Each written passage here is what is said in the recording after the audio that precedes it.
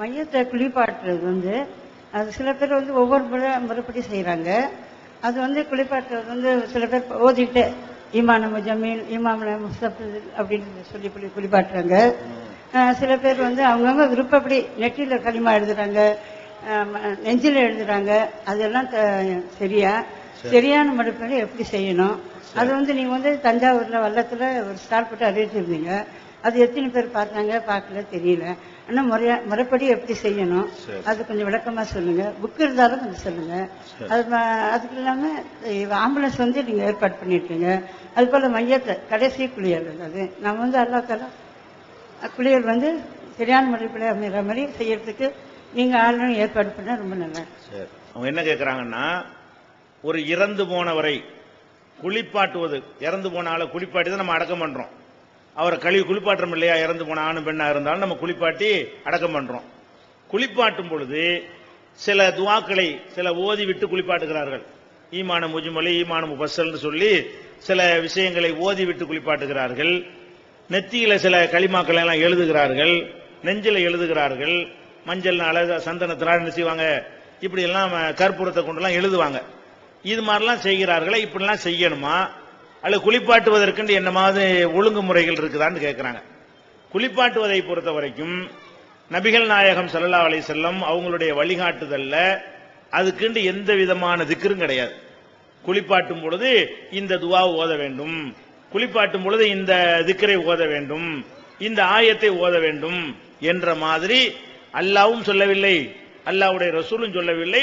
குளிப்பாட்டுதல் என்பது சுத்தப்படுத்துற ஒரு வேலை தானே தவிர அதுக்குண்டு ஓதுவதற்குண்டு இவங்க சில வசனங்களை என்ன செய்யறாங்க, அவங்க சொல்லி ஆமன்து பில்லாஹின்னு சிலது போட்டு ஓதுறாங்க. இதெல்லாம் இவங்களாக கற்பனையாக உண்டாக்கி கொண்டதை தவிர இதுக்கு மார்க்க சம்பந்தம் கிடையாது. அடுத்து என்ன செய்யறாங்கன்னா, நெத்தியில சிலதெல்லாம் எழுதுறாங்க, நெத்தியில நெஞ்சில எல்லாம் என்ன செய்யறாங்க, லா இலாஹ இல்லல்லாஹ் களிமா எழுதுனா சொர்க்கம் போயிருவாரு. எழுதுனா சொர்க்கம் போயிட முடியுமா? இங்க இருக்கணும், நெஞ்சில களிமா வைக்கணும்னா என்ன இருக்கணும், நெஞ்சுக்குள்ள வைக்கணும், நெஞ்சுக்கு மேல எழுதுறது கிடையாது. அப்ப இவங்க என்ன செய்யறாங்க, லா இலாஹ இல்லல்லாஹ்ங்கற களிமா எல்லாருக்கும் அவசியம். அது உள்ளத்தில் ஒருத்தர் நம்பணுமே தவிர நெஞ்சில எழுதணும் ரசூல் ஸல்லல்லாஹு அலைஹி வஸல்லம் களிமாவை எழுதி அனுப்புங்கன்னு சொன்னாங்களா?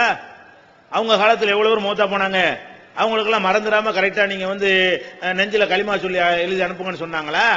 இல்ல. அவங்களுடைய ரசூல் ஸல்லல்லாஹு அலைஹி வஸல்லமுடைய காலத்தில் அவங்க மகள்களே 3 மகள் மௌத்தா போயிருக்கிறாங்க. ஒரு மகளுக்கு கூட இந்த மாதிரி நெத்தில களிமா எழுத சொல்லியோ நெஞ்சில எழுத சொல்லியோ அல்லது குளிப்பாட்டும் போது இந்த மாதிரியான திக்ர்களை செய்ய சொல்லியோ அவங்க சொல்லவே கிடையாது. குளிப்பாட்டுவதற்கு அவங்க என்ன சொன்னாங்க என்று கேட்டால், அவங்க மகள் ஜைனப் மௌத்தா போன பிறகு ரசூல் ஸல்லல்லாஹு அலைஹி வஸல்லம் செய்றாங்க, வர்றாங்க, குளிப்பாட்டுற பெண்களை நோக்கி சொன்னாங்க, நீங்க அவங்கள குளிப்பாட்டும் பொழுது வலது புறம் இருந்து ஆரம்பிங்கள், இப்தஅன பி மயாமினிஹா. குளிப்பாட்டுற சட்டம் அவ்வளவுதான். குளிப்பாட்டும் பொழுது இப்ப வலது கை இருக்கிறது, இடது கை இருக்கிறது, வலது கை பக்கமாக தண்ணீரை ஃபர்ஸ்ட் ஊத்தி விட்டு அப்புறம் இடது கை பக்கமாக என்ன செய்யணும், ஊற்ற வேண்டும். இதுதான் குளிப்பாட்டுறக்குள்ள ஒரு விஷயம். அதே மாதிரி குளிப்பாட்டும் பொழுது 3 முறை அல்லது 5 முறை அல்லது 7 முறை என்று ஒற்றைப்படையாக தண்ணீரை ஊத்துங்கள். அதை தண்ணி ஒரு 3 தடவை ஊத்து. குளிப்பாட்டுனா போட்டு ஒரு ட்ரம் தண்ணி எல்லாம் காலி பண்ண வேண்டியது இல்ல. ஒரு 3 தடவை தண்ணி ஊத்தி விடுறோமா விடலாம். 4 தடவை ஊத்திட்டோம்னா இன்னொன்னு சேர்த்து 5 ஊத்திட வேண்டியது. 6 தடவை ஊத்திட்டோம்னா இன்னொன்னு சேர்த்து 7 ஊத்திட வேண்டியது. அந்த உடம்புடைய அழுக்கை பொறுத்து தேவையை பொறுத்து என்ன செய்வாங்க, தண்ணீர் ஊத்துவாங்க இல்லையா? தண்ணி ஊத்துற அந்த அளவை எண்ணிக்கொள்ள வேண்டும். எத்தனை தடவை தண்ணி ஊத்துகிறோமோ அது ஒற்றைப்படை எண்ணிக்கையில் வைத்துக் கொள்ளுங்கள். 3, 5, 7, 9, 11 அந்த மாதிரி தேவைக்கு தகுந்த மாதிரி. அதுக்கு லிமிட்லாம் கிடையாது. 3 ஊத்த வேண்டிய பாடிக்கு 3 ஊத்துங்க, அதிகம் ஊத்த வேண்டிய பாடிக்கு அதிகம் ஊத்துங்க. அந்த அதிகம் எவ்வளவு இருக்கணும்னு கேட்டா ஒத்தப்படையாக இருக்க வேண்டும் அப்படின்றாங்க. அதே மாதிரி அதுல இளந்த இலைன்னு அந்த அரபு நாட்டில் இருந்துச்சு. அந்த இலை அந்த தண்ணியில கலந்துக்கிறங்க. இப்ப நம்ம நாட்டில் இந்த வேப்பிலை எல்லாம் கிருமி நாசினி என்று சொல்றோம் இல்லையா? வேப்பிலை கலந்தா அந்த இதெல்லாம் வராதுக்கு, கிருமி எல்லாம் வராதுன்னு. அந்த மாதிரி இளந்த இலைய அந்த சமூகத்தில் இப்ப நமக்கெல்லாம் இளந்த இலைலாம் கிடைக்காது. இப்படி கிடைக்குமையானால் அந்த தண்ணீர்ல இளந்த இலையை கலந்து கொள்ளுங்கள் அப்படின்னு சொன்னாங்க.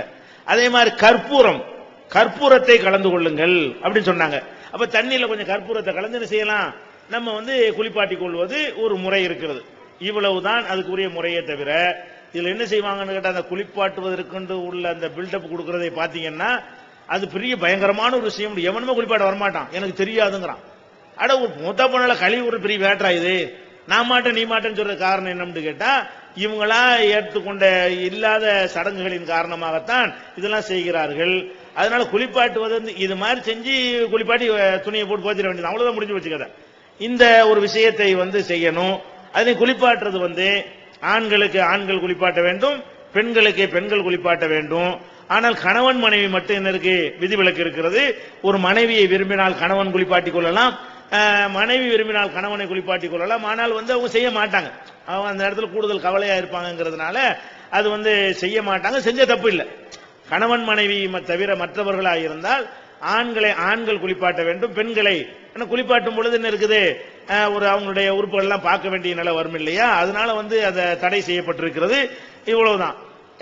இதை தவிர குளிப்பாட்டுக்கு ஒரு சட்டம்லாம் கிடையாது. இது சம்பந்தமா விவரமாக மரணத்திற்கு பின் அப்படின்னு சொல்லி ஒரு நீண்ட ஒரு 30 மணி நேரம் ஓடக்கூடிய டிவிடி வெளியிட்டு இருக்கிறோம். மூத்துக்கு பிறகு என்னென்னலாம் செய்யணுமோ அவ்வளவும் அதுல சொல்லப்பட்டிருக்கு. அந்த டிவிடியில பார்த்து நீங்க தெரிந்து கொள்ளலாம். அல்லது ஜனாசாவின் சட்டங்கள் என்று சொல்லி நினைஞ்சிருக்கிறோம், புஸ்தகம் போட்டிருக்கிறோம். அதுல இந்த டீட்டெயில் எல்லாம் விவரமா என்ன இருக்கு பார்த்து கூடுதலா தெரிஞ்சுக்கிறோம்.